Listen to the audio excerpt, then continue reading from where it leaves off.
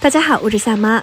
今天我们用面粉和鸡蛋来做一款脆皮沙琪玛，它的口感是嘎嘣脆的，喜欢可以试一下。准备300克面粉，加1勺白糖，1勺黑芝麻，再打入3个鸡蛋，搅拌成絮状，再揉成面团。太干可以加一点清水，揉成面团后包上醒上20分钟。醒好后放到案板上面撒干面粉，直接擀成薄片。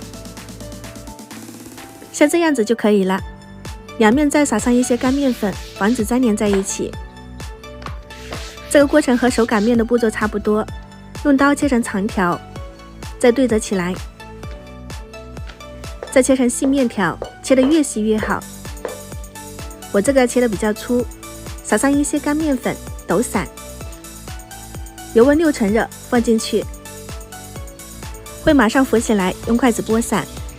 在炸制的过程中会慢慢变大，我们要给它炸得像这样子金黄酥脆的感觉就可以出锅了。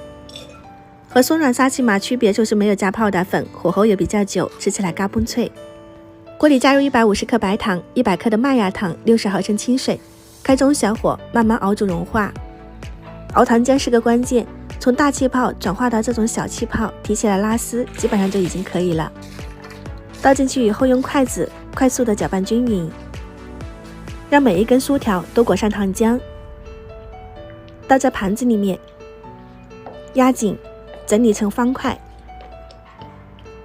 这个地方会有一些沾手，手套的话呢，可以抹一些食用油。接着就是等它自然冷却，大概10分钟就可以成块的揭下来。盘子底部我提前抹了一些油，注意这个小细节哦，不然会粘底的。我们用刀给它切成小块。家庭版本的硬沙琪玛就做好了，吃起来嘎嘣脆，超级香，牙口好的话呢，可以试一下哦。今天就分享到这里，喜欢我的视频记得关注我哦，我们下期再见。